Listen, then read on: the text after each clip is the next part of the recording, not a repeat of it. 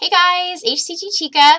Right now I wanted to talk about my expectations for this round and also things to address. So for round 3, one of my biggest things that I want to address is getting over my re-addiction to sugar in the last several weeks. That is definitely what happened. I really have been re-addicted to sugar, and it's a real thing. For anyone out there who doesn't know what that's about, it's a real thing. It's just like any other addiction. So it's a tough thing to beat. And the nice thing about HCG is it is helpful in a way because you are eating so minimally, first of all. And secondly, you are having almost daily rewards for doing the right thing. And I think that helps you to keep going. Whereas, trying to get over something like this, like having no sugar, for a period of weeks till your cravings goes away, I've tried it, it can be really, really hard when you're not seeing any real benefit right away, or you're not seeing any real results right away from doing that. So anyway, that's the thing that I hope to do with round 3. It's actually one of the most important things to me about this round. The other thing is I need to find a better source of caffeine for round 3. My first round I had Diet Coke, and I've been on and off of Diet Coke a number of times. Yes, I know it's terrible for you. You don't need to tell me anything about that because I already know. But the thing about Diet Coke is I love it because it gives me the perfect amount of energy throughout the day. I feel really good when I drink it. I don't drink it because it's low calorie. I actually like the taste better, and it just gives me this perfect energy level. Whenever I would have a little coffee, it makes me really jittery for about 1 hour. So it's kind of like this weird nervous energy that doesn't even feel great, but I guess it's energy. And then after that, I just feel totally exhausted. So it is not a good form of caffeine for me. So anyway, I just would like to find something that that I can either have not sweetened or sweetened with stevia, because I will not be using any other sweeteners, that would give me that kind of energy that does feel like a little more even and a little more balanced. I don't know why the Diet Coke does that. It does have phenylalanine in it, which I know is a stimulant, and I know, aspartame is a stimulant, and of course the caffeine. Maybe it's the special combo in the Diet Coke that feels so good to me, but I do need to figure out something because I tend to be really tired on P2.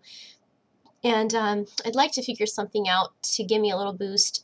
Green tea is a possibility. However, with my immune condition, green tea is actually contraindicated. So I think that it could possibly make me feel worse.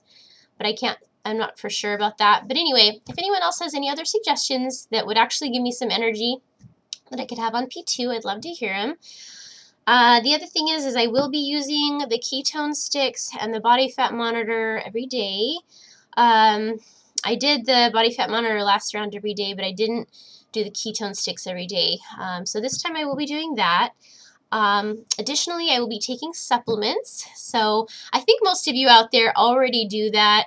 And it's something that I know I should have probably done, but at the time, I don't know if I was just too tired or what. I couldn't even wrap my mind around which ones I should get, and I was just so tired, and I was still losing weight really well, so I just didn't do it.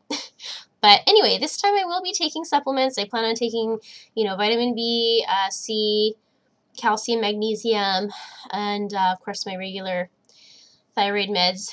But so anyway, if any of you guys have any really important supplements that you have found like to be essential to you for some specific reason on HCG, I'd love to hear it.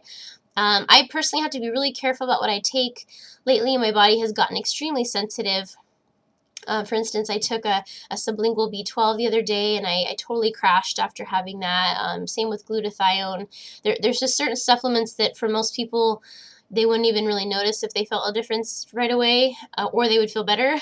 And for me, I feel worse. Whether it's a detox or not, I don't know, but it's still hard to manage on a daily basis. So anyway, the last thing is Dr. Simeon specifically said in his protocol to not take any type of cortisone or cortisol medications. cortisol, as you know, high cortisol does make you retain fat in your belly, makes you retain water as well, and it prevents you from losing weight and causes you to gain weight. So with that in mind, the thing is I do think I have an adrenal fatigue problem. I have had one in the past, and lately I think it's been a lot worse, and I think that's why I've been feeling so bad. So I did recently start taking something called Isocort. Basically, it's a natural source of cortisol. It's from, I think, like pigs. And in each tablet, it has 2.5 milligrams of cortisol, which is a very, very, very tiny amount. And what I've been doing is just taking one every 2 or 3 hours, about 4 times a day. And I do feel quite a bit better. As you can see, I'm much more energetic. I am feeling much better. So what it is doing is it's giving my adrenals a rest by supplying the cortisol for me, so my body doesn't have to make it. So my problem is that I'm having too low cortisol right now. So my point is that I would like to be able to continue taking that on HCG, and I don't know how it's going to interact. It is a very, very tiny dose. The things that Dr. Simeons was talking about were really large doses of cortisol, like much higher than that. So I don't know that this would, react badly in the same way. However, it is still cortisol, and we know with HCG that everything is kind of amplified. So, if anyone else, like you guys or anyone you know, has taken Isocort or a natural cortisol, a low dose form like that while taking HCG, I'd love to hear from you, because I think I'm going to need it to feel like a normal person. I think that's what went wrong last round. I really felt so bad. I was really not functional, and I probably had too low cortisol to lose weight. My body was probably so stressed that it wasn't losing weight well. I really didn't lose weight well either last round. So, anyway, that's my thoughts on that. And, I'm just really trying to be prepared ahead of time. I went and bought a number of frozen seafood items like tilapia and shrimp today from Whole Foods. Just trying to, get myself prepared. I think preparation is one of the most important things to being successful.